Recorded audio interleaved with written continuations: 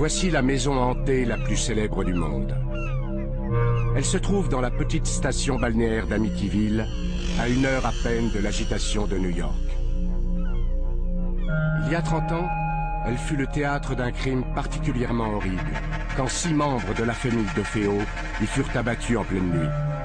Ce qui s'est réellement passé cette nuit-là reste encore aujourd'hui un mystère. 1 an après les meurtres, la famille Lutz a emménagé dans cette maison. Ils y passèrent seulement 28 jours et s'enfuirent terrifiés, expliquant que des forces surnaturelles les en avaient chassés. Les médias se jetèrent frénétiquement sur leur histoire, ils devinrent célèbres et furent l'objet d'un best-seller mondial, L'horreur d'Amityville. On en a tiré de nombreux films, dont le dernier en date est sorti en 2005. Des médiums et des enquêteurs ont prétendu qu'une malédiction avait été jetée sur la maison.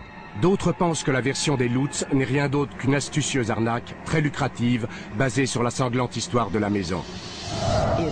C'est probablement la maison la plus hantée du monde. C'est sans doute aussi la plus connue. Quel que soit le phénomène, ça a été une conjonction d'événements et de personnalités. Et ça s'est mélangé pour donner un orage psychique parfait. C'est juste un tissu de mensonges motivé par une raison plutôt simple. Commercialement, ils ont fabriqué une superbe arnaque. Leur version n'est pas une histoire vraie. Mais s'ils disaient que c'est vrai, comment pourriez-vous les traiter de menteurs? Trop de choses se sont passées pour tout nier et prétendre que tout était normal. Je crois que la véritable horreur d'Amityville, c'est moi. Parce que c'est moi qu'on a condamné pour les meurtres de ma famille. D'après eux, c'est moi qui ai fait le coup. C'est moi qui suis censé être possédé par le démon. Quelle est la vérité sur cette maison? Et est-il vrai qu'une malédiction s'acharne sur ceux qui y vivent?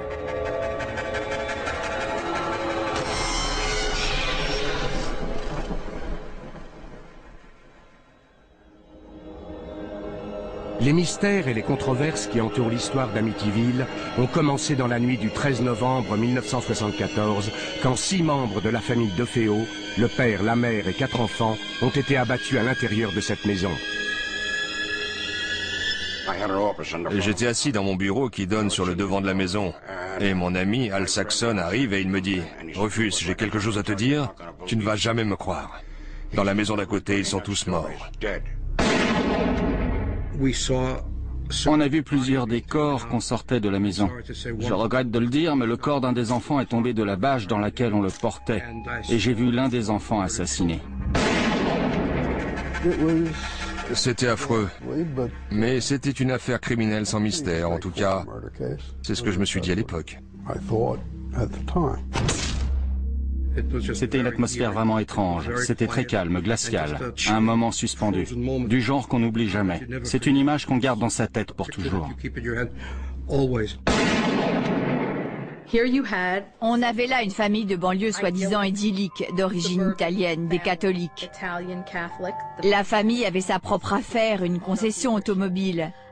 Et bien sûr, à cause de leur nom italien, il y a eu les inévitables rumeurs sur leur lien avec le crime organisé. L'hypothèse d'un meurtre lié au banditisme a été rapidement écartée. Et la police s'est tournée vers le seul survivant, Ronald DeFeo Jr., qui avait 23 ans. George Harrison, le chef de la police du comté de Suffolk, est arrivé et il m'a demandé s'il pouvait utiliser ma maison comme quartier général. Tout le monde était terrifié dans le quartier en se disant qu'il y avait un tueur qui rôdait dans la ville. Dès le début, Ronald DeFeo a été soupçonné. Mais au départ, il ne l'avait pas arrêté, il l'avait embarqué pour le protéger. Ils ont décidé d'utiliser la maison d'à côté, celle de Ireland, pour y installer leur poste de commandement. Ils nous ont tous emmenés là. Et aussitôt, ils l'ont emmené chez moi et ils ont commencé à l'interroger. Ça a duré un moment et puis son grand-père est arrivé. Un policier l'a entendu dire à son petit-fils « Arrête de traîner le nom de la famille dans la boue. Je ne veux plus rien entendre sur ta sœur. Contente-toi d'avouer les crimes. C'est terminé. » Je leur ai dit au début les choses qui étaient vraies. Mais vous savez, ils ont fait pression sur moi. Même avant ça, Les habitants d'Amityville s'étaient déjà fait leur opinion sur le nom du meurtrier. Je me suis promené dans le quartier et j'ai demandé « Pouvez-vous m'en dire plus sur ce qui s'est passé ?» Et tous les gamins m'ont répondu pratiquement comme un seul homme « C'est Ronald qui a fait le coup. » Je roulais en voiture et le journaliste, je crois que c'était Joel Martin, a annoncé les meurtres à la radio. Et il n'a pas dit que Ronald était mort aussi. Alors j'ai dit à ma femme, c'est Ronald qui a fait le coup. Ronald était, disons, un adolescent à problème. Il avait la réputation de se droguer, d'être violent, de se battre avec son père. C'était une tâche. Tout ce qu'il faisait, c'était boire, parier et se battre. Quand on le connaissait ou qu'on connaissait le contexte, si on avait passé un peu de temps avec lui, on se disait que ce n'était pas une chose dont il était incapable. Et quand tous les autres sont morts et pas lui, vous savez... C'était tout un tas de problèmes, vous savez. C'est pas comme si je pouvais rester assis ici et vous mentir. Je pourrais dire que je savais que quelque chose de mauvais allait arriver à ma mère et à mon père. Très peu de temps après, Ronald DeFeo Jr. a été désigné officiellement comme suspect. Il était le meurtrier présumé, il était l'accusé. Après un bref interrogatoire serré, DeFeo a avoué les crimes et il a donné la première de ses nombreuses versions des événements. En gros, l'histoire c'est que Ronald DeFeo, qui avait 23 ans en 1974, s'est réveillé dans la nuit autour de 3h15. Et pour des raisons inconnues, il a tué tous les membres de sa famille pendant leur sommeil. Il a pris le fusil et il a tiré sur ses parents qui dormaient dans leur lit. Ensuite, il a tué ses 2 jeunes frères. Après, il a été dans la chambre adjacente et il a tué sa sœur. Et enfin, il est monté dans la chambre deuxième où il a tué son autre sœur, Dawn. Après ce qui est arrivé, c'était comme un cauchemar. Je suis en train de regarder ma mère et mon père morts, mes sœurs, j'étais terrifié. J'ai couru hors de la maison, sauté dans ma voiture, foncé dans la rue, trouvé mes amis et je suis revenu à la maison. Les aveux de DeFeo n'expliquent pas les nombreux mystères qui entourent les meurtres. Des mystères qui ont nourri les rumeurs de complicité, de complot et même de forces surnaturelles. Ils ont tous été tués avec un Marlin calibre 35. On a fait une expérience pendant la préparation du procès. On a mesuré le niveau sonore du Marlin calibre 35. Ce fusil s'entend jusqu'à 5 pâtés de maison. Personne n'a rien entendu. J'ai retrouvé un voisin, quand même, qui a entendu entre 3h et 3h30 le chien de la famille qui aboyait ou gémissait. Il y a eu au moins 9 coups de feu, 9 coups tirés avec un Marlin. Et rien n'indique qu'aucune des 6 victimes ait fait la moindre tentative pour s'enfuir.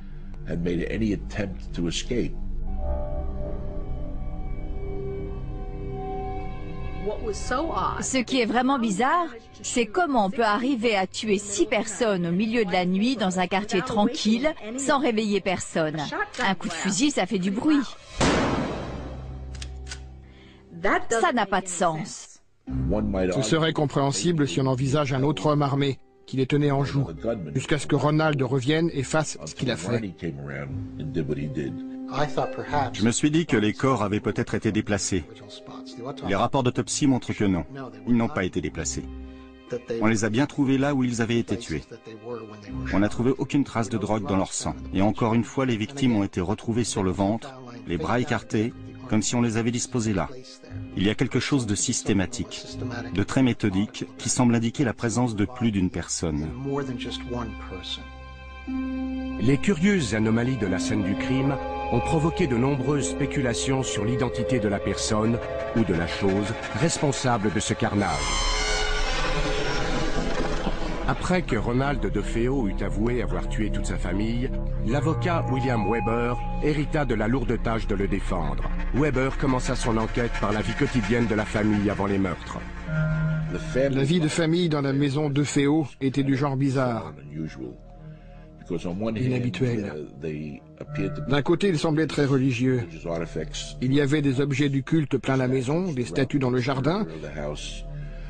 Mais quand M. DeFeo était à la maison, c'était des bagarres constantes, des disputes, des cris, des hurlements. Ça dépassait de loin les conflits habituels qu'on peut avoir en famille.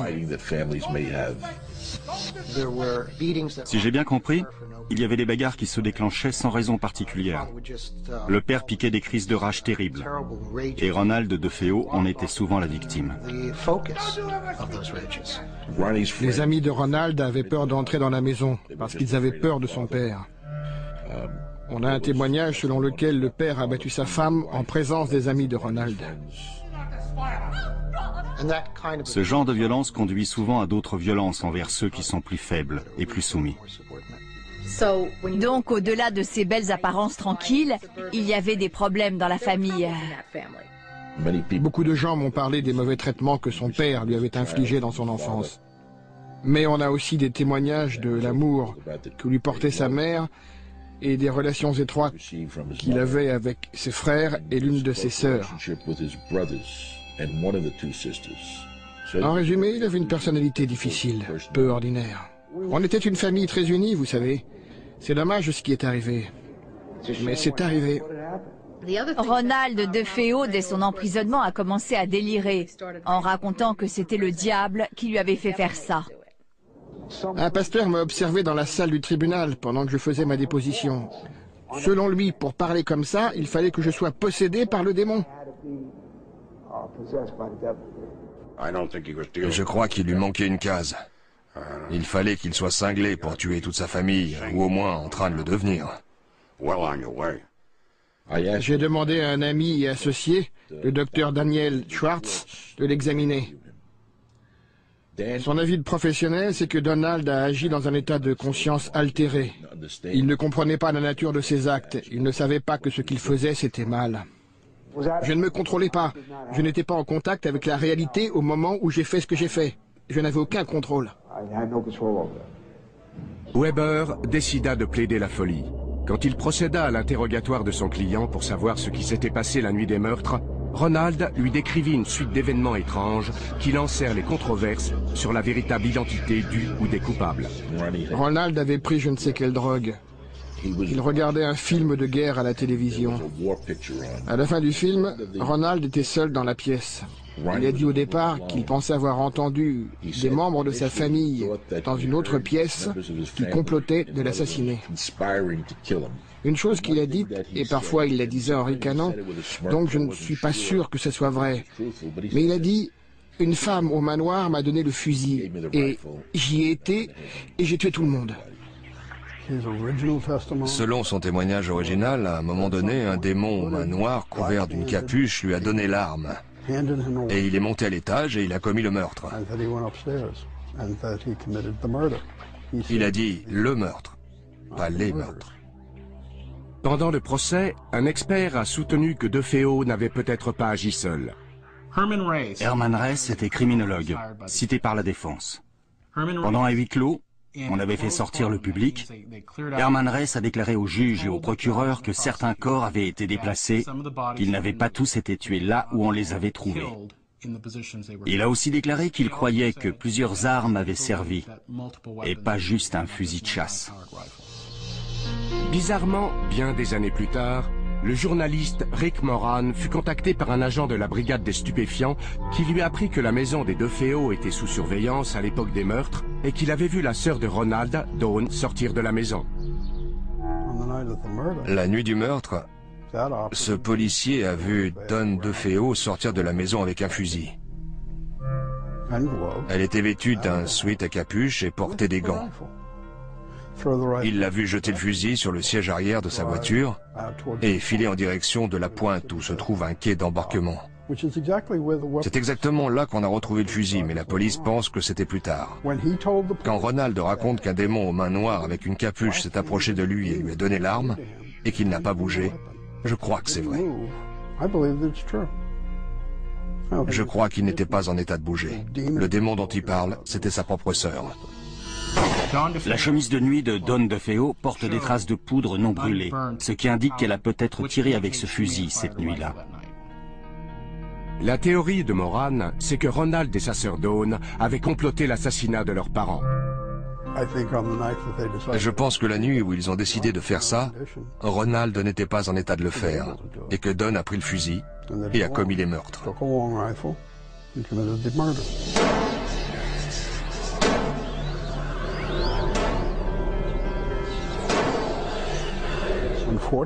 Malheureusement, dans la frénésie de l'action, elle a apparemment décidé qu'elle allait tuer tout le monde.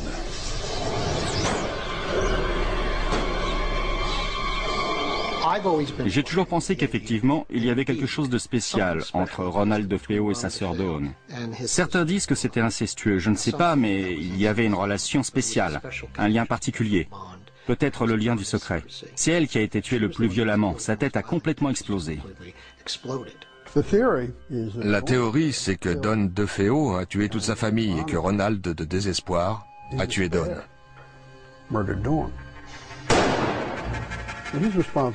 Il est responsable d'un meurtre, ce qui expliquerait la réaction du grand-père. Prends tout sur ton dos. Parce que c'était le seul survivant et qu'il ne voulait pas que les relations entre les membres de la famille soient exposées davantage ou le nom de la famille sali. Mais en février 1975, Ronald DeFeo fut jugé responsable de ses actes, déclaré coupable de tous les meurtres et condamné à 6 peines de prison à perpétuité.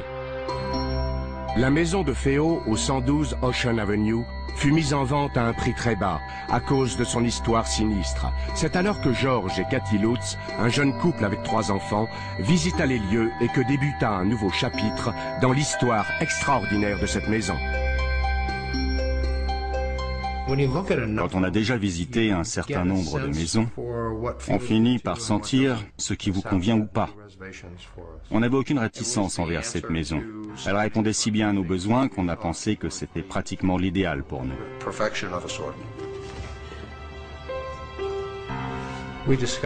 Nous avons discuté ensemble, en famille, des événements qui s'étaient déroulés dans la maison, et la conclusion, c'est qu'aucun d'entre nous ne se sentait mal à l'aise à cause de ce passé. Mais nous n'avions pas envisagé la possibilité que quelque chose de résiduel soit encore là. D'après la famille Lutz, des choses troublantes leur sont arrivées dès le début. Harry a essayé de se pendre. Notre chien, un labrador noir, a sauté par-dessus la clôture et sa chaîne était trop courte. Et il s'est retrouvé pendu de l'autre côté. Il s'étouffait. Ça s'est passé 1 heure après notre emménagement. George Lutz raconte ensuite qu'un de ses amis, qui connaissait bien l'histoire de la maison, lui a recommandé de la faire bénir.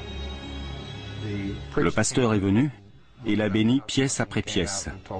Il est revenu et il nous a dit à Cathy et moi de ne pas faire une chambre dans une pièce à l'étage que nous voulions utiliser comme pièce à couture. Il a dit qu'il y sentait quelque chose. Et il a reçu une gifle. Il a entendu des voix qui lui disaient de partir.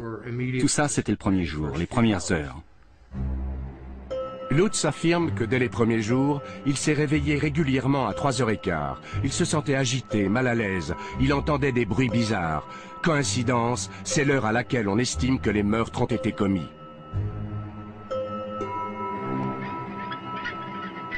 J'ai été très malade dans la maison.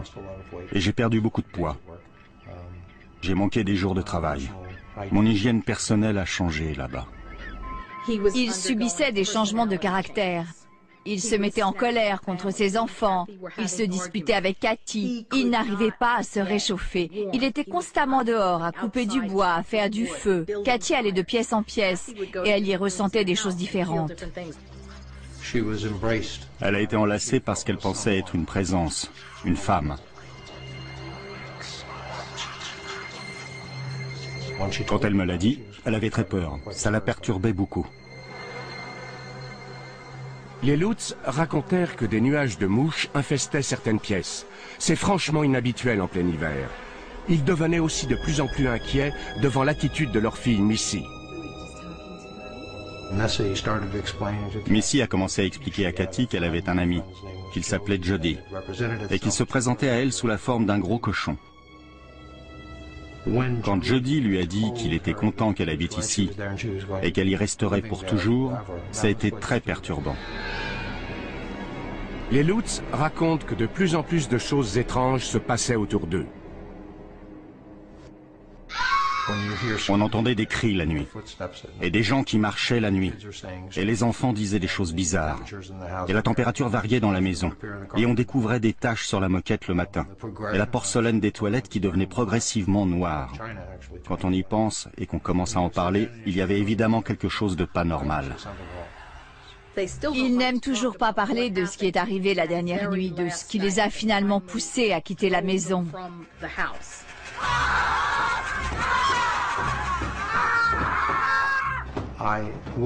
Je ne serai jamais capable d'oublier ce qui s'est passé cette nuit-là. Et les garçons, l'air qu'ils avaient, et ce qu'ils ont dit quand ils sont descendus ce matin-là.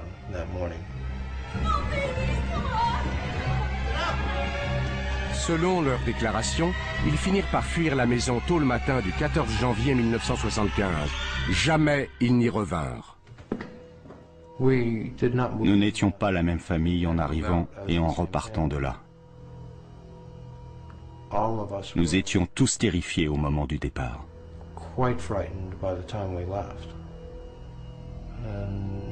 Alors qu'on ne connaissait pas la peur en emménageant. Et rien que la peur nous a tous changés. Les Lutz s'installèrent chez la mère de Cathy et George prit des mesures pour faire enquêter sur la maison. J'avais contacté un type qui s'appelait Kaplan, qui s'était présenté comme parapsychologue. Mais j'ai découvert qu'il était vampirologue, ce qui était censé lui donner de la crédibilité, mais pas avec moi. Mon mari lui a dit « Nos services ne vous coûteront rien, mais nous sommes une organisation de services publics et si on découvre quelque chose qui confirme ce que vous dites, on dira au public ce qu'on a trouvé. Et si on trouve qu'il n'y a rien, on le dira aussi au public. Et si on découvre que vous nous racontez des salades et que c'est une arnaque, on le dira aussi. » 3 jours plus tard, George Lutz rappela Kaplan. Il était très mécontent de ce que mon mari avait dit dans le journal, qu'il mènerait une enquête. Et il lui a dit « Je vous avais dit que je ne voulais pas de publicité. Vous savez, maintenant, je vais être obligé d'annuler, de repousser votre enquête d'au moins 2 semaines, parce que je ne voulais aucune publicité autour de ça. » Et le lendemain, mon mari a découvert que la veille au matin, Lutz et sa femme avaient fait une conférence de presse. Alors le matin, il donne une conférence de presse et le soir, il nous raconte qu'il annule notre enquête parce qu'il ne veut pas de publicité.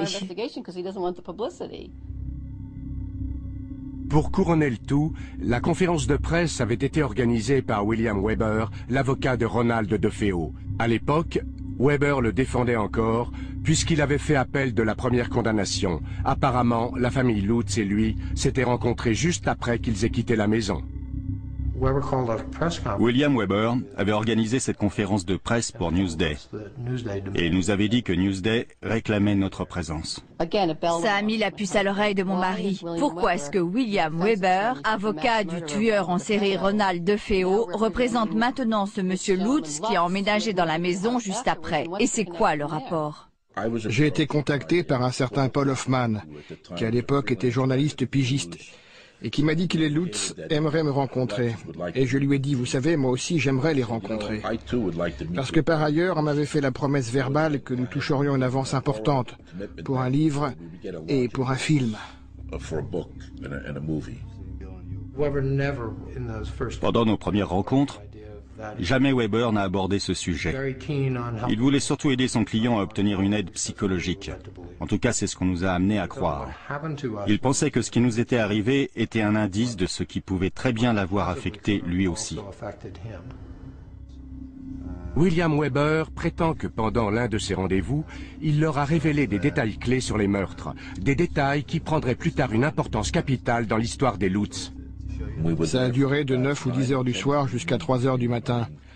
On a bu du vin, et je ne pourrais pas vous dire combien de bouteilles, mais il y en a eu beaucoup. J'avais des photos de la scène du crime, et d'après ces photos et d'autres faits que je leur ai racontés, nous avons échafaudé ce qui deviendra plus tard une partie de la version des Lutz sur l'aspect possédé de leur affaire.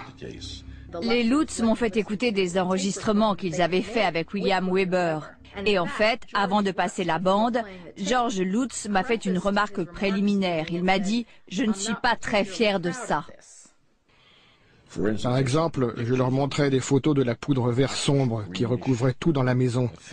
C'est une poudre utilisée par la police pour trouver des empreintes digitales.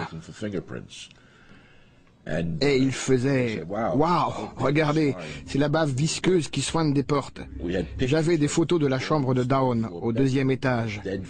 Elle était pleine de mouches mortes. Eh bien, ils ont pris la chambre de Dawn et ils ont mis qu'il y avait tout le temps des nuages de mouches. Ils ont annexé les faits que je leur racontais sur l'affaire et ils les ont intégrés dans leur livre. Je pense que quand ils ont dessoudé le matin suivant, ils ont dû se dire que peut-être tout ça n'était pas bien. Mais sur la bande, William Weber avait déjà... Enfin, il paraît qu'il a dit « Eh, on peut faire des films, des livres, il y aura des droits. » Il parlait déjà pourcentage et contrat. Il avait un projet avancé d'un contrat avec DeFeo pour un livre et un film. Et il nous a envoyé un contrat qui prévoyait de payer DeFeo quelque chose comme 5% de ce qu'on gagnerait. Et donc William Weber était en train d'essayer de rémunérer DeFeo pour ses meurtres. À ce moment-là, on a cessé tout contact avec Weber. Ils ont complètement disparu dans Long Island après ça. L'intérêt pour Amityville a grandi avec l'implication des Lutz. Channel 5, la chaîne de télé de New York, voulait absolument le scoop. J'ai contacté George Lutz et je lui ai dit « Votre famille a besoin d'aide ». On voyait bien qu'ils étaient terrifiés. Laura Didio a appelé un couple de parapsychologues célèbres dans le Connecticut, Ed et Lorraine Warren. Le genre de travail que nous faisons, c'est d'enquêter sur le paranormal, le supernaturel et le préternaturel, les phénomènes hantés causés par les esprits humains ou par les activités des esprits frappeurs ou par les fantômes démoniaques non humains. Nous avons travaillé sur de nombreux cas de possession et d'exorcisme et la Warner Brothers a les droits sur notre vie. George Lutz nous a accueillis à la limite de la propriété. Il ne voulait même pas mettre le pied sur le terrain. Il y avait un sentiment horrible de mauvais présage à travers toute la maison. On sentait que la maison était infestée par quelque chose d'autre que par des esprits humains. C'était certain. C'était plus qu'évident. Une chaîne de télé locale rassembla une équipe de médiums et s'apprêta à filmer leur enquête.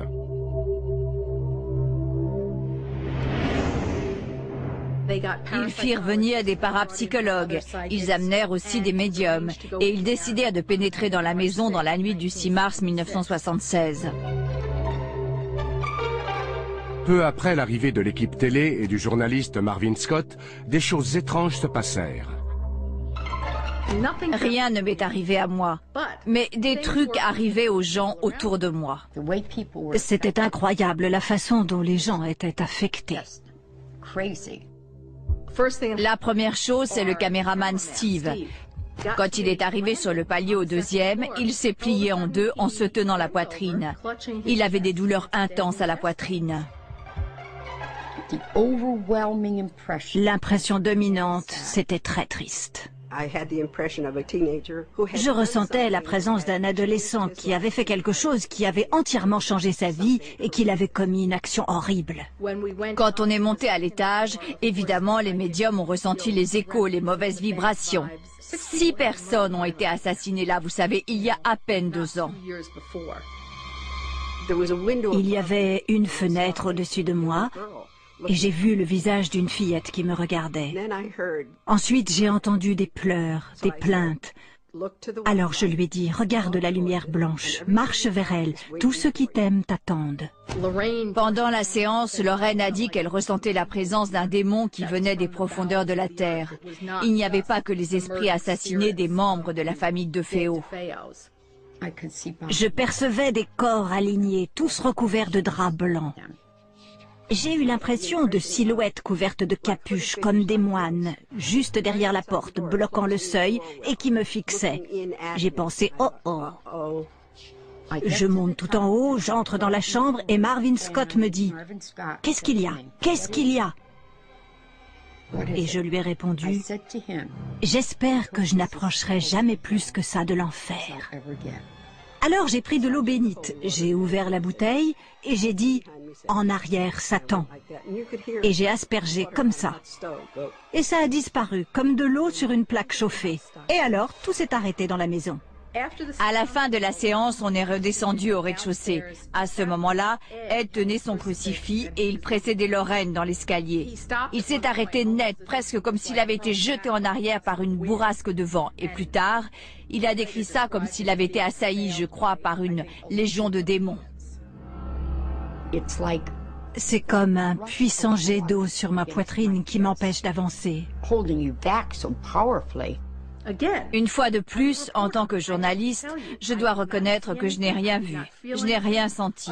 Rien d'autre que les réactions d'Ed, de Lorraine, des autres médiums et des gens autour de moi.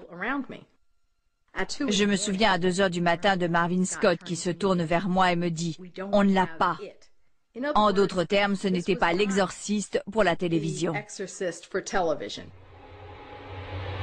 Alors qu'il ne se passa rien devant les caméras de télévision, une photo prise cette nuit-là allait révéler une mystérieuse présence. L'appareil avait été fixé sur un trépied. Il prenait des photos au flash automatiquement, à intervalles réguliers. Et il y avait des dizaines et des dizaines de photos de cette porte qui conduisait à la chambre de notre fille Missy. Des années plus tard, une de mes secrétaires classait ces photos et elle était enceinte. Et chaque fois qu'elle regardait cette photo, le bébé faisait des bonds dans son ventre. Et hop, voilà qu'on distingue clairement dans l'encadrement de la porte, sur le palier au 2e, le visage d'un petit garçon qui jette un coup d'œil depuis la porte. Il n'y avait pas d'enfant cette nuit-là dans la maison. Alors, d'où est-ce qu'il vient? On a appelé Missy et on lui a demandé qui c'était. Et elle a dit « Oh, c'est le garçon avec qui je jouais là-bas ». C'était la première fois qu'on en entendait parler. Les Lutz ne revinrent jamais au 112 Ocean Avenue. La banque récupéra la propriété et leurs meubles furent vendus aux enchères. George et Cathy partirent s'installer en Californie en affirmant qu'ils devaient échapper à l'influence de la maison et au déluge de publicité qui suivit la médiatisation de leur histoire. Amityville devient un phénomène. Et il est partout. On en parle à la télé, on en parle à Long Island. C'est sur les lèvres de tout le monde. Avez-vous entendu parler de cette affaire ?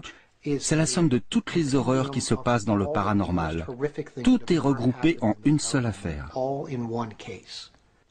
Les médiums sont sortis du bois, les exorcistes, les parapsychologues, les vampirologues. Ils ont tous débarqué avec chacun sa théorie. Ils prétendaient tous savoir exactement ce qui s'était passé. Parmi ceux qui se joignirent à la fête, il y avait le professeur Hans Holzer, le plus célèbre chasseur de fantômes des États-Unis. J'aime particulièrement cette image qui montre clairement la silhouette blanche d'un cheval en surimpression sur moi. Il se trouve que l'entité qui était perturbée dans la maison était un chef indien à cheval. Hans Holzer m'a été présenté comme un homme qui avait écrit 50 livres dans le domaine des médiums. Les esprits frappeurs, les fantômes de la Maison Blanche, des fantômes dans chaque maison qu'il a visitée. Le 13 janvier 1977, Holzer, William Weber et Laura Didio pénétrèrent dans la maison en compagnie d'Ethel Johnson Meyers, une médium célèbre pour ses transes profondes. Tout ce qu'il me faut, c'est un bon médium capable de transes profondes. Comme ça, s'il y a la moindre entité, elle peut utiliser les cordes vocales du médium pour discuter avec moi. C'était vraiment étrange et très choquant de voir la transformation physique que subit cette femme. Dès qu'elle est sortie de la voiture, avant même d'entrer dans la maison, elle a dit « Il y a un Indien là-dedans ». D'un seul coup, une pomme d'Adam lui a poussé. Après un moment, cette femme a commencé à parler dans un drôle de charabia. Sa voix s'est abaissée de plusieurs octaves. Et elle parlait avec un chef indien qui était enterré sur ce terrain. Why are they angry? Because it's been a sacred place, and this is over the very, very special chief. Oh, I can't move my face. On a découvert que c'était un cimetière indien et que le quartier avait été construit dessus, à la grande fureur de l'Indien qui était enterré là. And what does he make them do? Violence of death. I don't know, my skull's cracked and my neck's stretched. What will the male do under those circumstances? Anything the Indian desires him to do. Bien que l'on ait raconté que c'était la maison la plus hantée d'Amérique, ce n'est pas vraiment une maison hantée. Il n'y avait pas de fantômes là, il n'y avait pas d'esprit, sauf celui du chef indien. Et tout ce qu'il voulait, de son point de vue, c'était « partez de mon terrain ». Alors que les théories se multipliaient sur la maison, Amityville allait devenir un phénomène de l'édition. Soudain, il y a un livre. Et quelle qu'en soit la raison, le livre a eu un succès immédiat. C'est devenu aussitôt un best-seller. Le premier tirage était de 25 000 exemplaires. Et il n'avait jamais lancé un aussi gros tirage, même de loin, pour une première édition. À peine arrivé chez les libraires, ce livre a été épuisé. C'était phénoménal. Il était clair que cette histoire de maison hantée avait le pouvoir de captiver des millions de lecteurs. L'idée que c'est réellement arrivé à des gens rend ces gens plus proches. Parce que si ce n'est pas une œuvre d'imagination, alors c'est vrai. Et ça pourrait aussi leur arriver. Une maison, c'est censé être un endroit où on est en sécurité. Et l'horreur d'Amityville détruit cette tranquillité. C'est arrivé juste après le livre de William Peter Blatty, L'Exorciste. Et le film L'Exorciste est sorti autour de 1973-74. On dirait qu'il y a un désir, une insatisfaction, peut-être une question spirituelle qui domine tout ça, le bien contre le mal. Même les gens qui disaient être agnostiques ou athées après avoir vu le film, ils dormaient avec la lumière allumée, ils s'agrippaient à des crucifix et ils retournaient à l'église. C'était le climat dans lequel Amityville pouvait s'épanouir. La maison elle-même était devenue un personnage, grâce en particulier à ses deux fenêtres à l'étage. Tout le monde disait « Qu'est-ce que vous pensez de ces deux yeux? Deux yeux qui vous observent. » J'ai beaucoup entendu ça. C'est devenu les yeux de la maison. Et si vous les regardez, vous vous dites « cette maison est en train de me regarder ». Et ça lui a donné cette personnalité maléfique. Quelque chose observe, quelque chose est caché, quelque chose observe. L'histoire des Lutz prit un nouveau tournant quand elle subit le traitement hollywoodien. À Amityville, l'effet fut immédiat et redoutable. Quand tous ces livres ont été publiés et que le film est sorti, c'est devenu l'enfer. Ça a été l'affolement chez les médias. Tous ces gens se sont abattus sur Amityville. Des gens venus d'Irlande, venus d'Angleterre, des gens venus de partout en Europe. Ils étaient envahis non pas par des fantômes, ni par des démons, mais par les touristes. Sous la grêle ou dans la tempête, il y avait parfois plus de 50 personnes qui se tenaient par la main et qui regardaient la maison, comme si c'était une religion. Sur Ocean Avenue, les pelouses des habitants étaient envahies par les voitures des badauds qui essayaient de s'approcher de la maison de l'horreur. J'avais des dizaines de gens venus en bus qui pique-niquaient dans ma cour, des nonnes venues de Suède. Elles s'étaient coincées dans mon allée, et je ne sais même pas comment elles étaient arrivées là. Les gens couraient et essayaient d'emporter des morceaux de la maison, des bouts de pelouse, des plaquages de bois. Une femme a frappé un flic sur la tête avec un livre si fort qu'elle l'a à moitié assommé. N'importe quoi pour jeter un coup d'œil par les fenêtres. C'était très ennuyeux. Ça a duré et duré et duré. Mais si les milliers de visiteurs semblaient convaincus par l'histoire d'Amityville, un nombre croissant de lecteurs soupçonnait une arnaque. Johansson écrit ce gros bouquin. L'horreur d'Amityville, une histoire vraie. Et je trouvais que ça ne sentait pas bon. Dans les articles publiés au départ, ils ont dit qu'ils n'avaient vu aucune forme humaine et seulement qu'ils avaient entendu des bruits bizarres, des chocs, des coups sur les tuyaux, des trucs comme ça. Ils ont fait l'expérience de ce qui apparaît comme des phénomènes paranormaux assez banals. Pas de lévitation, pas de fenêtres brisées, pas de portes sorties de leur gonds par des forces invisibles. Et à la sortie du livre, ils en étaient arrivés à la bave visqueuse verte, aux fanfares et à Jody le cochon démoniaque. On a dénombré 106 erreurs évidentes, des erreurs matérielles dans le livre. Et ça, c'est avant même d'arriver au cochon volant. Missy, l'un des enfants Lutz, avait fait un dessin de Jody le cochon démoniaque, dont elle disait qu'il lui apparaissait à la fenêtre du 2e étage avec ses yeux rouges qui la fixaient. Alors j'ai été questionner les voisins et l'un d'eux a dit « Oh, à quoi il ressemble ?» Et on lui a montré le dessin dans le livre et ils ont dit « Oh, ça, c'est le chat que Ronald DeFeo appelait le cochon tellement il était gros. » En fait, le cochon, c'était le chat de ma femme. C'était un persan, j'en suis sûr. Ce chat sautait sur l'appui de la fenêtre et s'installait là, et regardait avec ses yeux rouges phosphorescents. Mais alors, les fameuses mouches? Mais enfin, il y a eu les meurtres, les victimes sont restées là 48 heures, la maison a été mise sous scellé et le chauffage marchait. Pas besoin d'être un génie pour comprendre comment il finit par y avoir des mouches. Pour les besoins de leur enquête, Jordan et Moran ont interviewé Jim et Barbara Cromarty qui ont acheté la maison après le départ des Lutz. On leur a demandé s'ils avaient fait des grosses réparations en arrivant dans la maison. Parce que quand on lit le livre, on a l'impression que cette tornade paranormale qui se déchaîne dans la maison la laisse en ruine. Ils nous ont répondu que non. Tout était parfaitement en état quand ils l'ont visité avant de l'acheter.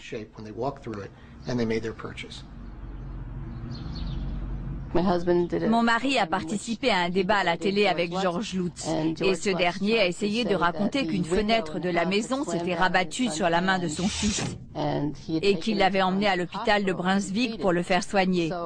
Alors mon mari a dit parfait, on va faire citer les rapports de l'hôpital de Brunswick et là vous pourrez le prouver. Et là il a dit, je ne l'ai pas vraiment emmené à l'hôpital, on lui a fait un pansement à la maison. Son histoire changeait quand on essayait de le coincer. Je me souviens qu'il y avait une fenêtre dans une pièce au 2e étage, et il prétendait que si on était au milieu de la pièce, la fenêtre s'ouvrait et se refermait brutalement toute seule. Donc on a été dans cette pièce, Rick et moi. Et Rick a remarqué que le plancher avait l'air inégal, et il a commencé à appuyer du pied sur le plancher. Et soudain, la fenêtre s'est ouverte. J'ai cru que j'allais bondir hors de mes chaussures, j'ai hurlé.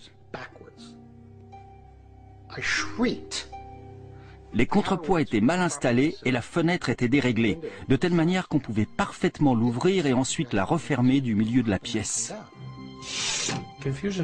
Il y a beaucoup de confusion autour de ça. Je ne sais pas si ça sera jamais éclairci. Parlant du mal, le mal c'est l'absence de Dieu, et donc la confusion en fait partie.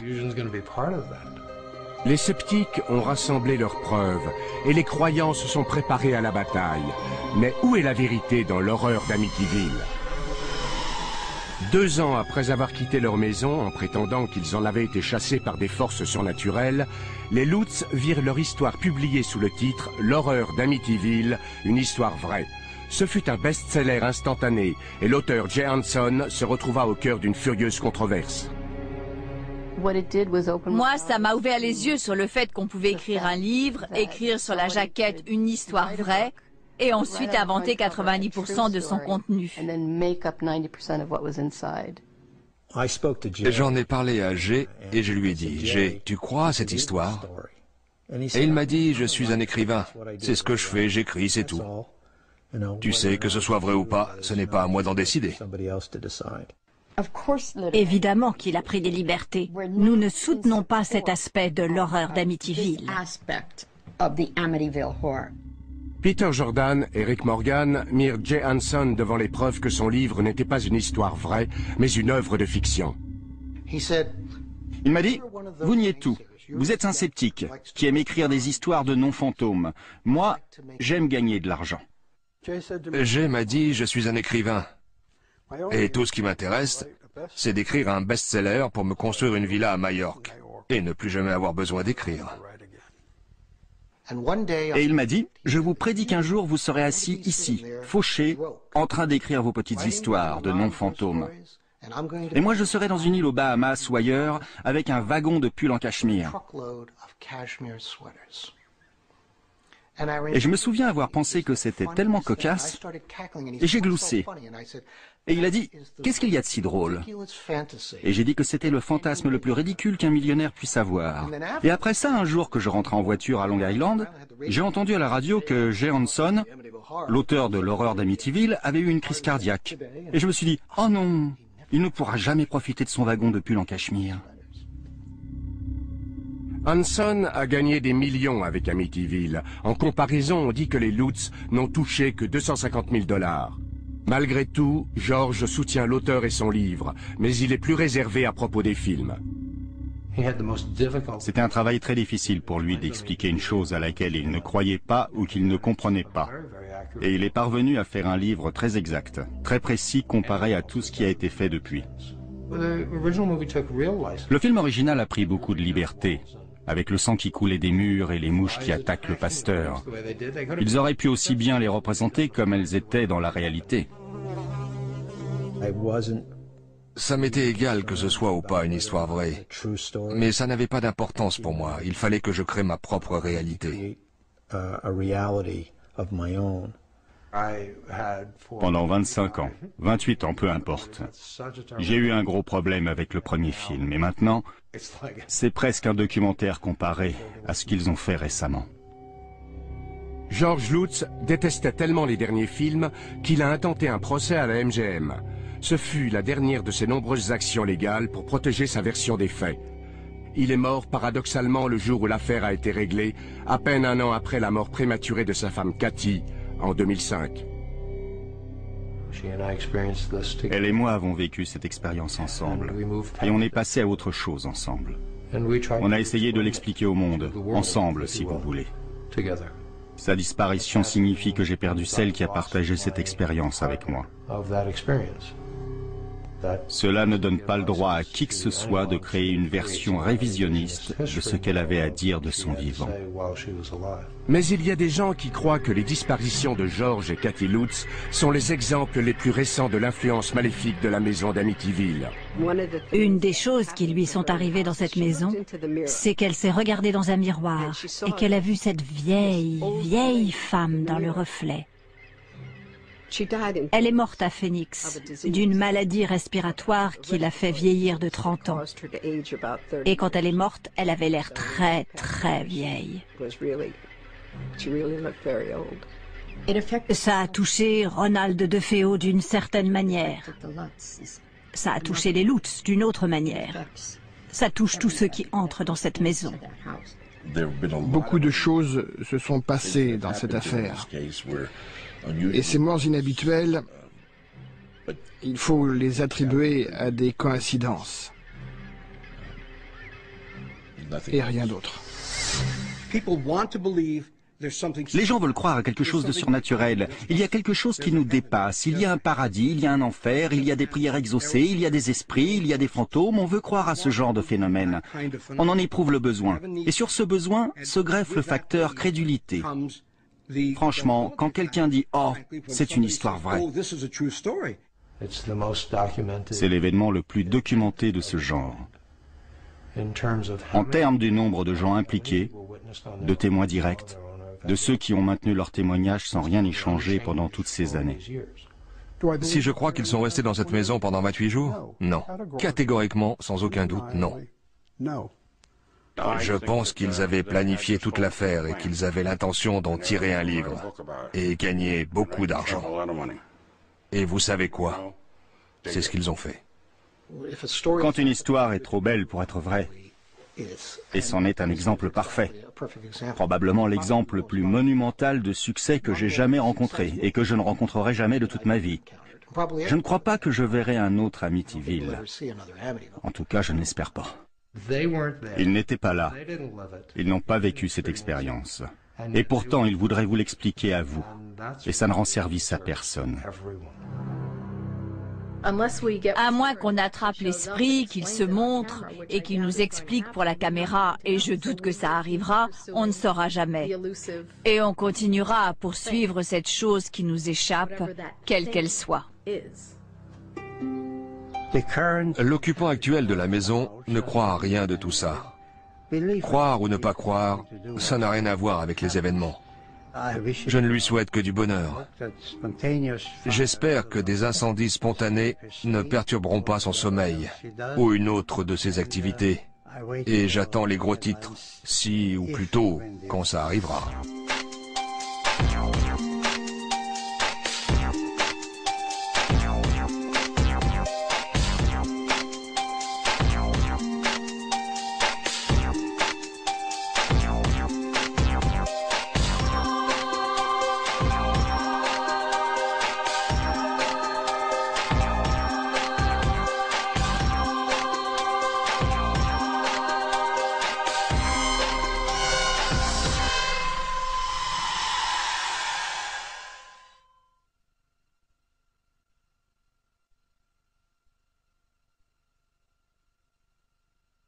agnostique ou athée après avoir vu le film, il dormait avec la lumière allumée, il s'agrippait à des crucifix et il retournait à l'église. C'était le climat dans lequel Amityville pouvait s'épanouir. La maison elle-même était devenue un personnage, grâce en particulier à ses 2 fenêtres à l'étage.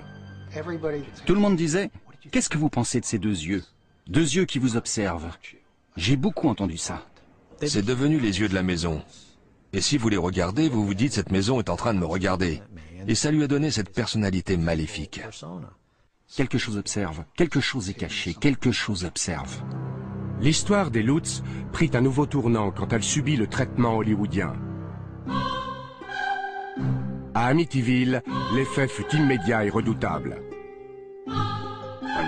Quand tous ces livres ont été publiés et que le film est sorti, c'est devenu l'enfer. Ça a été l'affolement chez les médias. Tous ces gens se sont abattus sur Amityville. Des gens venus d'Irlande, venus d'Angleterre, des gens venus de partout en Europe. Ils étaient envahis non pas par des fantômes, ni par des démons, mais par les touristes.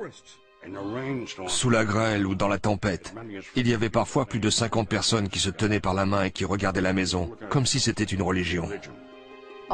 Sur Ocean Avenue, les pelouses des habitants étaient envahies par les voitures des badauds qui essayaient de s'approcher de la maison de l'horreur. J'avais des dizaines de gens venus en bus qui pique-niquaient dans ma cour, des nonnes venues de Suède. Elles s'étaient coincées dans mon allée, et je ne sais même pas comment elles étaient arrivées là.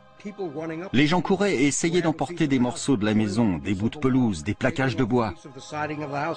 Une femme a frappé un flic sur la tête avec un livre si fort qu'elle l'a à moitié assommé. N'importe quoi pour jeter un coup d'œil par les fenêtres. C'était très ennuyeux. Ça a duré et duré et duré. Mais si les milliers de visiteurs semblaient convaincus par l'histoire d'Amityville, un nombre croissant de lecteurs soupçonnait une arnaque. Johansson écrit ce gros bouquin. L'horreur d'Amityville, une histoire vraie. Et je trouvais que ça ne sentait pas bon. Dans les articles publiés au départ, ils ont dit qu'ils n'avaient vu aucune forme humaine et seulement qu'ils avaient entendu des bruits bizarres, des chocs, des coups sur les tuyaux, des trucs comme ça. Ils ont fait l'expérience de ce qui apparaît comme des phénomènes paranormaux assez banals. Pas de lévitation, pas de fenêtres brisées, pas de portes sorties de leur gonds par des forces invisibles. Et à la sortie du livre, ils en étaient arrivés à la bave visqueuse verte, aux fanfares et à Jody le cochon démoniaque. On a dénombré 106 erreurs évidentes, des erreurs matérielles dans le livre. Et ça, c'est avant même d'arriver au cochon volant. Missy, l'un des enfants Lutz, avait fait un dessin de Jody le cochon démoniaque, dont elle disait qu'il lui apparaissait à la fenêtre du 2e étage avec ses yeux rouges qu'il a... Vers Satan. Et j'ai aspergé comme ça. Et ça a disparu, comme de l'eau sur une plaque chauffée. Et alors, tout s'est arrêté dans la maison. À la fin de la séance, on est redescendu au rez-de-chaussée. À ce moment-là, Ed tenait son crucifix et il précédait Lorraine dans l'escalier. Il s'est arrêté net, presque comme s'il avait été jeté en arrière par une bourrasque de vent. Et plus tard, il a décrit ça comme s'il avait été assailli, je crois, par une légion de démons. C'est comme un puissant jet d'eau sur ma poitrine qui m'empêche d'avancer. Une fois de plus, en tant que journaliste, je dois reconnaître que je n'ai rien vu, je n'ai rien senti. Rien d'autre que les réactions d'Ed, de Lorraine, des autres médiums et des gens autour de moi. Je me souviens à 2 heures du matin de Marvin Scott qui se tourne vers moi et me dit « On ne l'a pas ». En d'autres termes, ce n'était pas l'exorciste pour la télévision. Alors qu'il ne se passa rien devant les caméras de télévision, une photo prise cette nuit-là allait révéler une mystérieuse présence. L'appareil avait été fixé sur un trépied. Il prenait des photos au flash automatiquement, à intervalles réguliers. Et il y avait des dizaines et des dizaines de photos de cette porte qui conduisait à la chambre de notre fille Missy. Des années plus tard, une de mes secrétaires classait ces photos et elle était enceinte. Et chaque fois qu'elle regardait cette photo, le bébé faisait des bonds dans son ventre. Et hop, voilà qu'on distingue clairement dans l'encadrement de la porte, sur le palier au 2e, le visage d'un petit garçon qui jette un coup d'œil depuis la porte. Il n'y avait pas d'enfant cette nuit-là dans la maison. Alors, d'où est-ce qu'il vient? On a appelé Missy et on lui a demandé qui c'était. Et elle a dit « Oh, c'est le garçon avec qui je jouais là-bas ». C'était la première fois qu'on en entendait parler. Les Lutz ne revinrent jamais au 112 Ocean Avenue. La banque récupéra la propriété et leurs meubles furent vendus aux enchères. George et Cathy partirent s'installer en Californie en affirmant qu'ils devaient échapper à l'influence de la maison et au déluge de publicité qui suivit la médiatisation de leur histoire. Amityville devient un phénomène. Et il est partout. On en parle à la télé, on en parle à Long Island. C'est sur les lèvres de tout le monde. Avez-vous entendu parler de cette affaire ? C'est la somme de toutes les horreurs qui se passent dans le paranormal. Tout est regroupé en une seule affaire. Les médiums sont sortis du bois, les exorcistes, les parapsychologues, les vampirologues. Ils ont tous débarqué avec chacun sa théorie. Ils prétendaient tous savoir exactement ce qui s'était passé.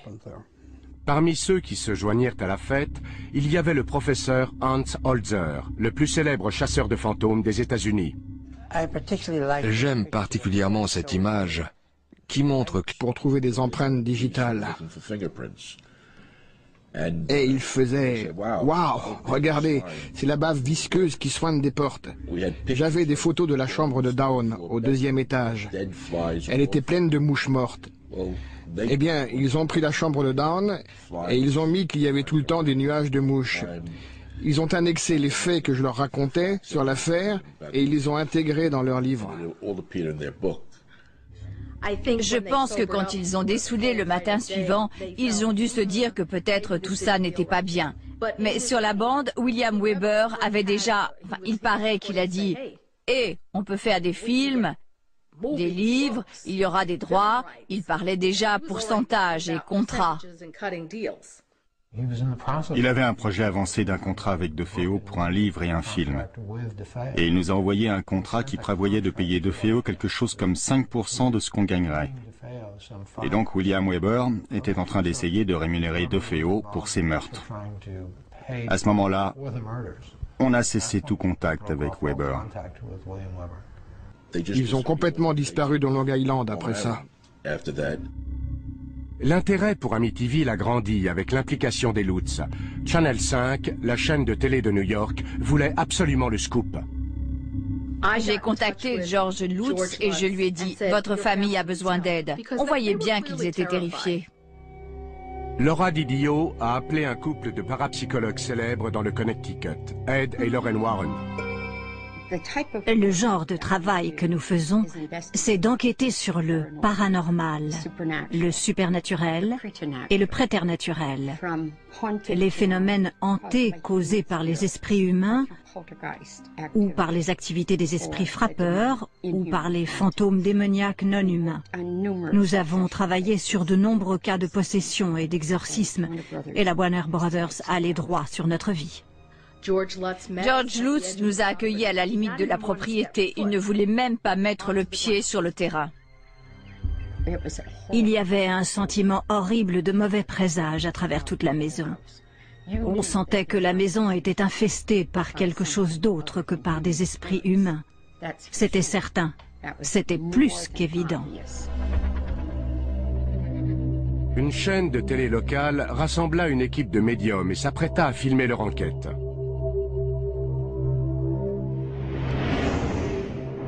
Ils firent venir des parapsychologues, ils amenèrent aussi des médiums, et ils décidèrent de pénétrer dans la maison dans la nuit du 6 mars 1976. Peu après l'arrivée de l'équipe télé et du journaliste Marvin Scott, des choses étranges se passèrent. L'histoire, c'est que Ronald DeFeo, qui avait 23 ans en 1974, s'est réveillé dans la nuit autour de 3h15. Et pour des raisons inconnues, il a tué tous les membres de sa famille pendant leur sommeil. Il a pris le fusil et il a tiré sur ses parents qui dormaient dans leur lit. Ensuite, il a tué ses 2 jeunes frères. Après, il a été dans la chambre adjacente et il a tué sa sœur. Et enfin, il est monté dans la chambre 2e où il a tué son autre sœur, Dawn. Après ce qui est arrivé, c'était comme un cauchemar. Je suis en train de regarder ma mère et mon père morts, mes sœurs, j'étais terrifié. J'ai couru hors de la maison, sauté dans ma voiture, foncé dans la rue, trouvé mes amis et je suis revenu à la maison. Les aveux de DeFeo n'expliquent pas les nombreux mystères qui entourent les meurtres. Des mystères qui ont nourri les rumeurs de complicité, de complot et même de forces surnaturelles. Ils ont tous été tués avec un Marlin calibre 35. On a fait une expérience pendant la préparation du procès. On a mesuré le niveau sonore du Marlin calibre 35. Ce fusil s'entend jusqu'à 5 pâtés de maison. Personne n'a rien entendu. J'ai retrouvé un voisin, quand même, qui a entendu entre 3h et 3h30 le chien de la famille qui aboyait ou gémissait. Il y a eu au moins 9 coups de feu, 9 coups tirés avec un Marlin. Et rien n'indique qu'aucune des 6 victimes ait fait la moindre tentative pour s'enfuir.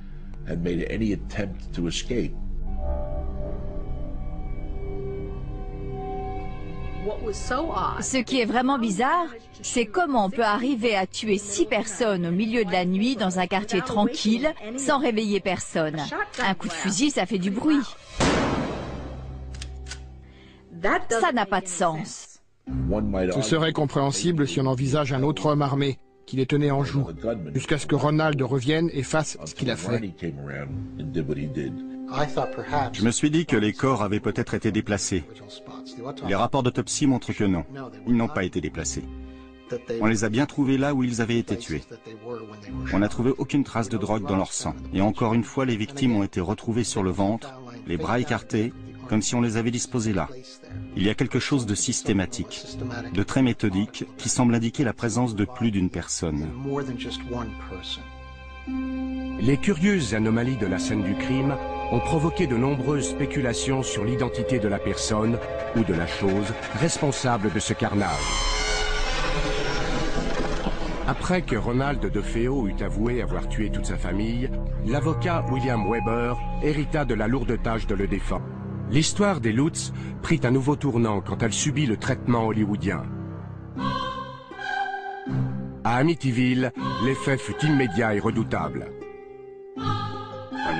Quand tous ces livres ont été publiés et que le film est sorti, c'est devenu l'enfer. Ça a été l'affolement chez les médias. Tous ces gens se sont abattus sur Amityville. Des gens venus d'Irlande, venus d'Angleterre, des gens venus de partout en Europe. Ils étaient envahis non pas par des fantômes, ni par des démons, mais par les touristes. Sous la grêle ou dans la tempête, il y avait parfois plus de 50 personnes qui se tenaient par la main et qui regardaient la maison, comme si c'était une religion. Sur Ocean Avenue, les pelouses des habitants étaient envahies par les voitures des badauds qui essayaient de s'approcher de la maison de l'horreur. J'avais des dizaines de gens venus en bus qui pique-niquaient dans ma cour, des nonnes venues de Suède. Elles s'étaient coincées dans mon allée, et je ne sais même pas comment elles étaient arrivées là. Les gens couraient et essayaient d'emporter des morceaux de la maison, des bouts de pelouse, des plaquages de bois. Une femme a frappé un flic sur la tête avec un livre si fort qu'elle l'a à moitié assommé. N'importe quoi pour jeter un coup d'œil par les fenêtres. C'était très ennuyeux. Ça a duré et duré et duré. Mais si les milliers de visiteurs semblaient convaincus par l'histoire d'Amityville, un nombre croissant de lecteurs soupçonnait une arnaque. Johnson écrit ce gros bouquin. L'horreur d'Amityville, une histoire vraie. Et je trouvais que ça ne sentait pas bon. Dans les articles publiés au départ, ils ont dit qu'ils n'avaient vu aucune forme humaine et seulement qu'ils avaient entendu des bruits bizarres, des chocs, des coups sur les tuyaux, des trucs comme ça. Ils ont fait l'expérience de ce qui apparaît comme des phénomènes paranormaux assez banals. Pas de lévitation, pas de fenêtres brisées, pas de portes sorties de leur gonds par des forces invisibles. Et à la sortie du livre, ils en étaient arrivés à la bave visqueuse verte, aux fanfares et à Jody le cochon démoniaque. On a dénombré 106 erreurs évidentes, des erreurs matérielles dans le livre. Et ça, c'est avant même d'arriver au cochon volant.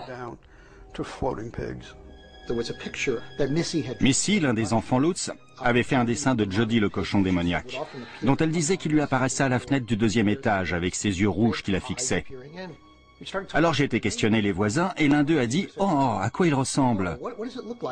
Et on lui a montré le dessin dans le livre et ils ont dit « Oh, ça, c'est le chat que Ronald DeFeo appelait le cochon tellement il était gros. » En fait, le cochon, c'était le chat de ma femme. C'était un persan, j'en suis sûr.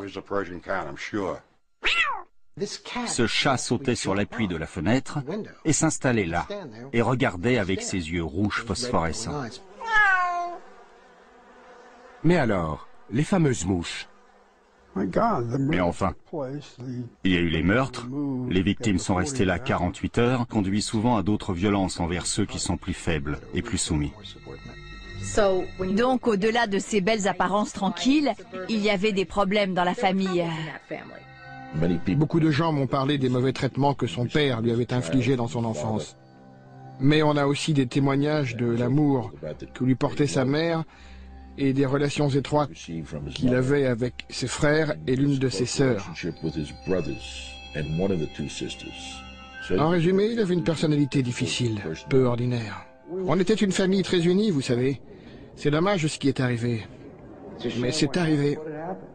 Ronald DeFeo, dès son emprisonnement, a commencé à délirer, en racontant que c'était le diable qui lui avait fait faire ça. Un pasteur m'a observé dans la salle du tribunal pendant que je faisais ma déposition. Selon lui, pour parler comme ça, il fallait que je sois possédé par le démon. Je crois qu'il lui manquait une case.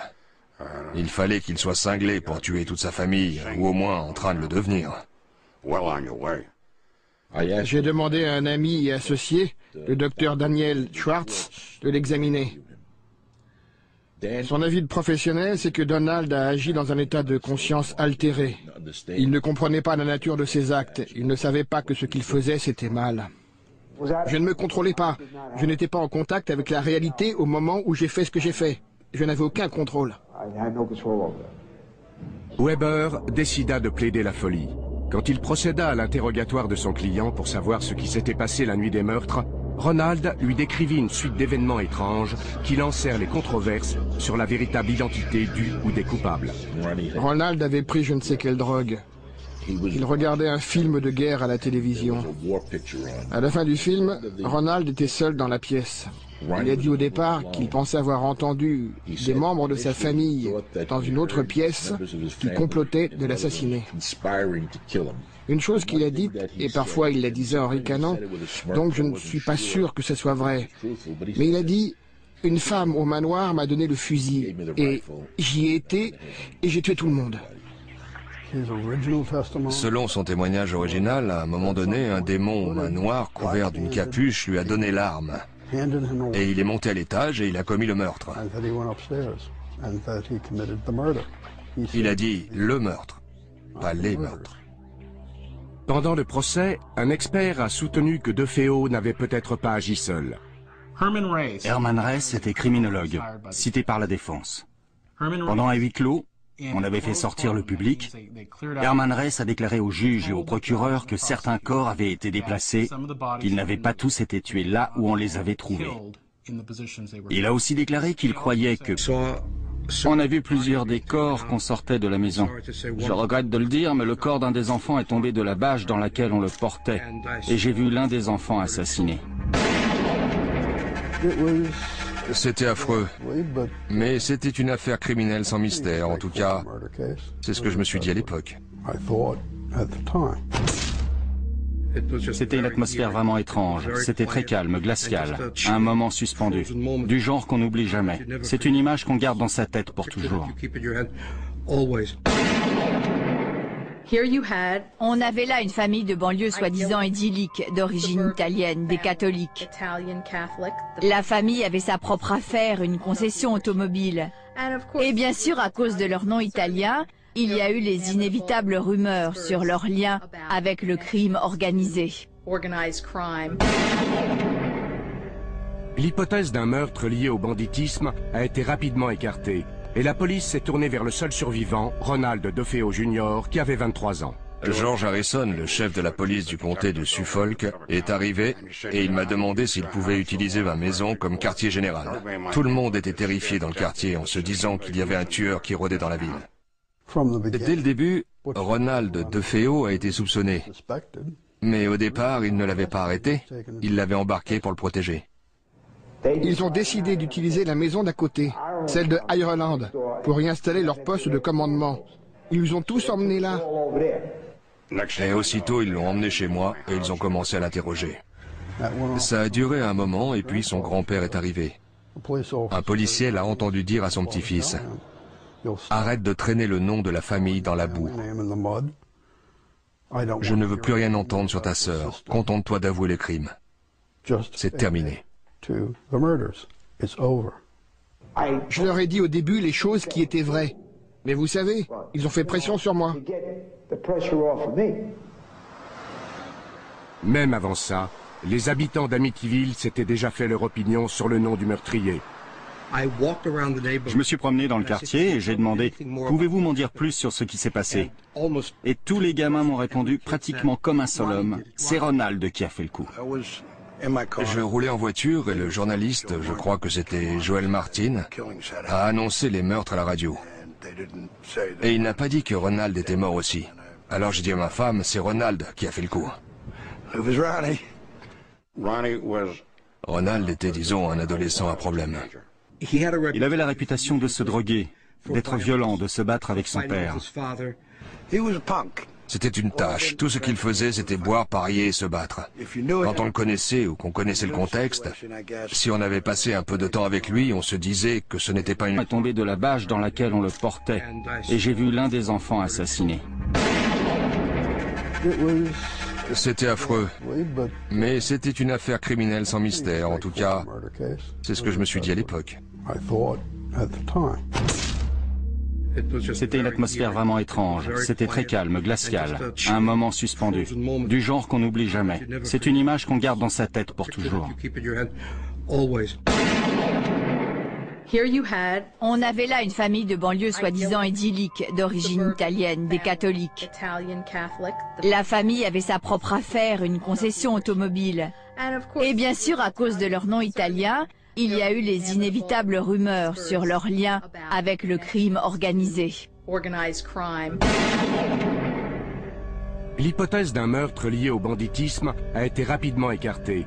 Et la police s'est tournée vers le seul survivant, Ronald DeFeo Jr., qui avait 23 ans. George Harrison, le chef de la police du comté de Suffolk, est arrivé et il m'a demandé s'il pouvait utiliser ma maison comme quartier général. Tout le monde était terrifié dans le quartier en se disant qu'il y avait un tueur qui rôdait dans la ville.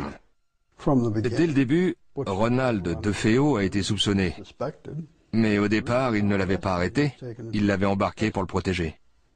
Ils ont décidé d'utiliser la maison d'à côté, celle de Ireland, pour y installer leur poste de commandement. Ils nous ont tous emmenés là.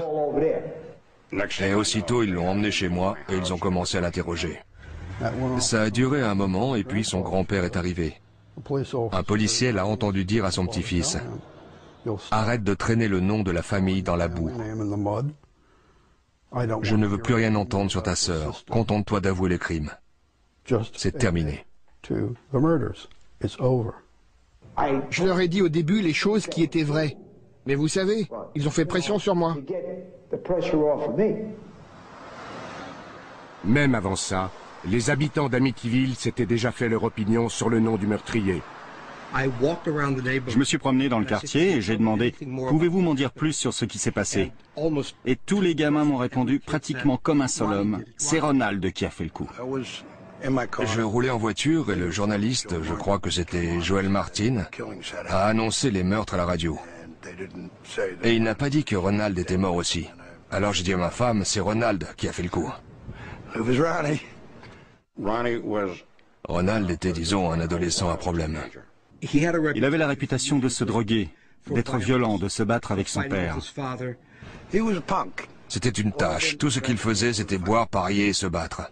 Quand on le connaissait ou qu'on connaissait le contexte, si on avait passé un peu de temps avec lui, on se disait que ce n'était pas une chose dont il était incapable.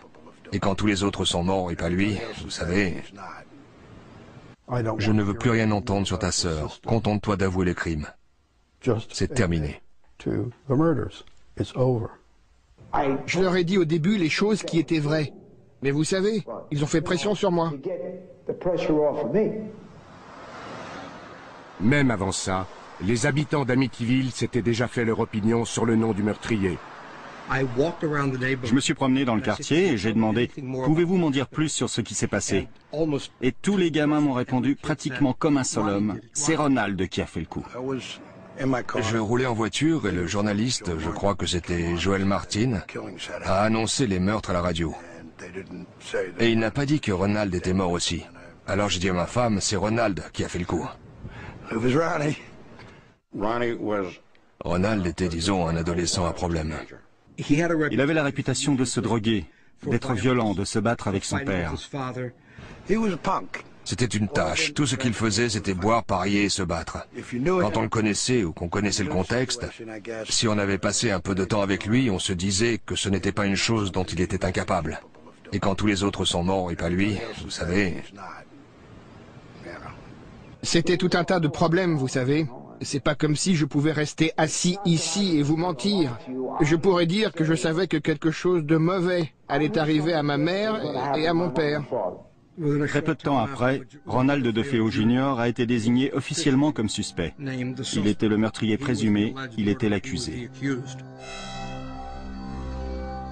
Après un bref interrogatoire serré, DeFeo a avoué les crimes et il a donné la première de ses nombreuses versions des événements.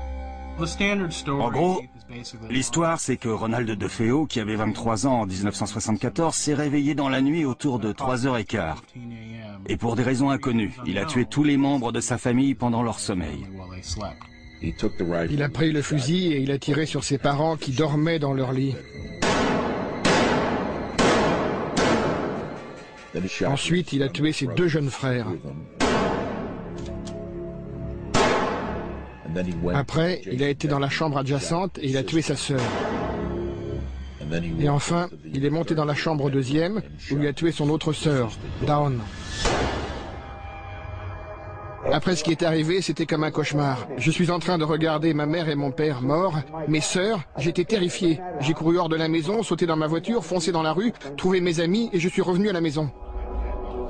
Les aveux de DeFeo n'expliquent pas les nombreux mystères qui entourent les meurtres. Des mystères qui ont nourri les rumeurs de complicité, de complot et même de forces surnaturelles. Ils ont tous été tués avec un Marlin calibre 35. On a fait une expérience pendant la préparation du procès. On a mesuré le niveau sonore qui essayait de s'approcher de la maison de l'horreur. J'avais des dizaines de gens venus en bus qui pique-niquaient dans ma cour. Des nonnes venues de Suède. Elles s'étaient coincées dans mon allée. Et je ne sais même pas comment elles étaient arrivées là. Les gens couraient et essayaient d'emporter des morceaux de la maison, des bouts de pelouse, des plaquages de bois. Une femme a frappé un flic sur la tête avec un livre si fort qu'elle l'a à moitié assommé. N'importe quoi pour jeter un coup d'œil par les fenêtres. C'était très ennuyeux. Ça a duré et duré et duré.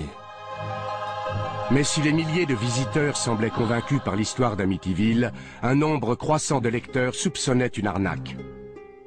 Johansson écrit ce gros bouquin. L'horreur d'Amityville, une histoire vraie. Et je trouvais que ça ne sentait pas bon. Dans les articles publiés au départ, ils ont dit qu'ils n'avaient vu aucune forme humaine et seulement qu'ils avaient entendu des bruits bizarres, des chocs, des coups sur les tuyaux, des trucs comme ça. Ils ont fait l'expérience de ce qui apparaît comme des phénomènes paranormaux assez banals. Pas de lévitation, pas de fenêtres brisées, pas de portes sorties de leur gonds par des forces invisibles. Et à la sortie du livre, ils en étaient arrivés à la bave visqueuse verte, aux fanfares et à Jody le cochon démoniaque. On a dénombré 106 erreurs évidentes. Des erreurs matérielles dans le livre. Et ça, c'est avant même d'arriver au cochon volant. Missy, l'un des enfants Lutz, avait fait un dessin de Jody le cochon démoniaque, dont elle disait qu'il lui apparaissait à la fenêtre du 2e étage avec ses yeux rouges qui la fixaient. Alors j'ai été questionner les voisins et l'un d'eux a dit « Oh, à quoi il ressemble ?» Et on lui a montré le dessin dans le livre et ils ont dit « Oh, ça, c'est le chat que Ronald DeFeo appelait le cochon tellement il était gros. » En fait, le cochon, c'était le chat de ma femme. C'était un persan, j'en suis sûr. Ce chat sautait sur l'appui de la fenêtre et s'installait là et regardait avec ses yeux rouges phosphorescents. Mais alors, les fameuses mouches? Mais enfin, il y a eu les meurtres, les victimes sont restées là 48 heures, la maison a été mise sous scellé et le chauffage marchait. Pas besoin d'être un génie pour comprendre comment il finit par y avoir des mouches. Pour les besoins de leur enquête, Jordan et Moran ont interviewé Jim et Barbara Cromarty qui ont acheté la maison après le départ des Lutz. On leur a demandé s'ils avaient fait des grosses réparations en arrivant dans la maison. Parce que quand on lit le livre, on a l'impression que cette tornade paranormale qui se déchaîne dans la maison la laisse en ruine. Ils nous ont répondu que non. Tout était parfaitement en état quand ils l'ont visité avant de l'acheter.